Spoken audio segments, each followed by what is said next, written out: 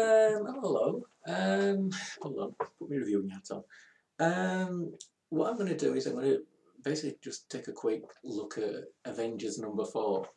Avengers number 4 obviously is very famous because it's the one that reintroduced Captain America to the Marvel Universe after he disappeared. Well, supposedly, if you believe Avengers 4, he disappeared in about 1945 or something. Whereas, of course, he was actually still running around in the 1950s in Marvel Comics. But Avengers number 4 basically totally ignores that and takes the view that he disappeared during the Second World War. Now, so he's brought back, and he's brought back because basically the submarine is a complete idiot. The submarine is blundering along, and he sees some Eskimos worshipping a body in a lump of ice, and he takes the knock because he should be worshipping him instead of a body in a lump of ice. So he throws the ice into the sea, the ice melts, the Avengers just happen to be floating past in a submarine at the time. Giant Man sort of grabs the body from the sea in a method that basically defies various laws of physics. And when he's defrosted, it turns out he's not the thing from another world. It turns out he's Captain America. Needless to say, they then promptly all have a fight, which convinces the Avengers that he is Captain America. What's a bit worrying about this is the first thing that Captain America does when he wakes up in the submarine is he starts going on about Bucky. And he's like, Bucky this, Bucky that, Bucky, which is a bit ominous because that kind of lays down the framework for about the next 40 years. Oh no, Bucky's dead, Bucky's dead. Well, obviously, Bucky's dead. He's dead because you've taken a child into combat. And if you take a child into combat, generally speaking, they're probably going to end up dead. See, this is what I never understood. Captain America is taking the super soldier serum, so he's basically superhuman effectively. He's got an indestructible shield and he's got a secret identity, so the Nazis can't track him down and kill him in his normal identity. Bucky has got no superpowers. He's not allowed to have the shield. It's like Captain America's like, no, I'm having the shield. You can't have the shield. And he has no secret identity. His secret code name is Bucky, which is exactly the same as his real name. So, I mean, the Nazis are going to have like no trouble at all tracking him down and killing him then, are they?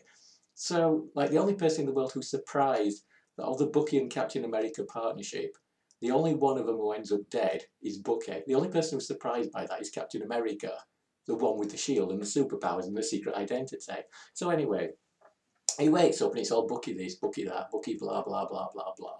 Eventually, they return to, I think it's New York, and when they get there, unknown to Captain America because he's not been paying attention, the Avengers are turned to stone. Now, for once, it's not the Grey Gargoyle to blame for turning people to stone. It turns out it's an alien from another planet. I think he's a green alien with red hair.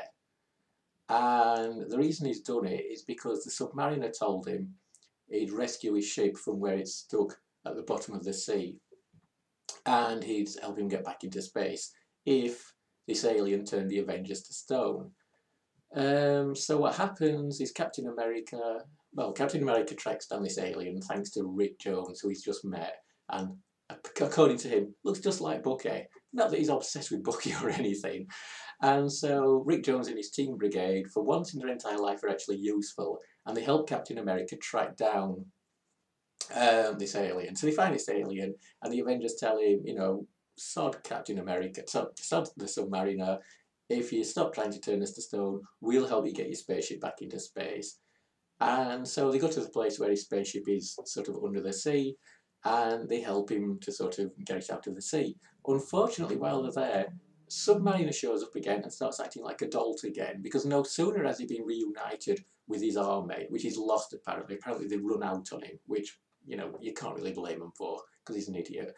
The moment he's reunited with them, he decides to invade the Avengers. So he attacks the Avengers on this island, or wherever it is they are. And this really boring fight breaks out. It just goes on for page after page after page. And that's just sort of where the comic sort of collapses, because up until that point, it had been quite interesting, because you have the first phase, which is interesting because it reintroduces Captain America and reminds us of who he was. And you have the second phase, which is interesting because it introduces this alien, who's quite delightful. For someone who's basically turning people to stone. And he's quite a snob, he's always going about, oh, I can't wait to get away from this awful planet and the awful people on it. But despite that, he's sort of oddly charming as an alien. You compare him to most Marvel aliens who just want to kill everyone or rule the world. All he wants to do is get his spaceship back home. So that section where they meet the alien and they sort of help him to sort of retrieve his spaceship, that's quite charming. And then the fight comes along with the submarine, which is just awful. It just goes on and on and on and on for page after page after page. People fighting for no reason whatsoever. And then what happens is, as the alien spaceship starts to take off, Submariner decides that must be an earthquake, and so he runs away. Which, you can sort of understand again why the people of Atlantis abandoned him. So he runs away, having convinced himself a spaceship taking off is an earthquake and that he's scared of earthquakes. And so, with that threat dealt with, the Avengers turn around to Captain America and say, "Do you want to be an Avenger?" And he says, "Yeah, yeah, all right, then I will." So he rejoins, and then it finishes off with this really strange thing where Rick Jones is sort of going, "I know Captain America wants me to be his new sidekick. This means I have to abandon the Hulk. What will the Hulk do when he finds out?"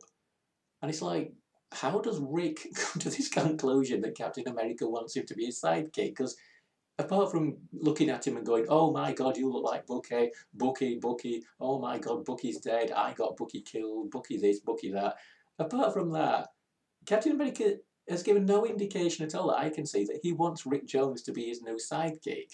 And even if he did, why has it not occurred to Rick Jones that Captain America is clearly mad? I mean, he clearly is. You look at him all the way through the story, he seems a bit loopy. So I don't know if there's anything more to say about this comic other than Captain America seems a bit loopy, which I think I may have mentioned. I think that's pretty much it. I could be wrong. So, this has either been a groundbreaking experiment in blogging or it's been an absolute disaster. But either way, it's been something that's existed.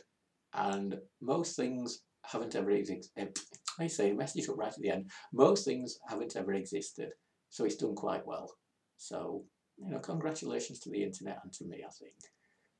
I'll probably take my hat off now.